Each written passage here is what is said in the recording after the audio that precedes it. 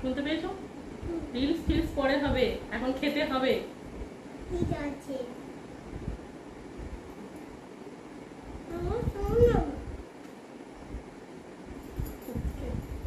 সব জানে, পাকা পাকা পাকা ছেলে।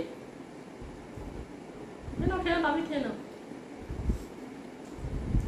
এটা কি বলো তো?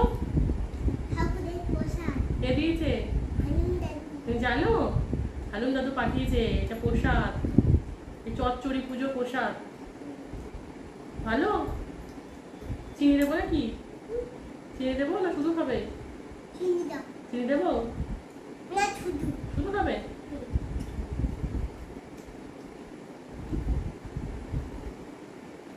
ভালো লাগছে?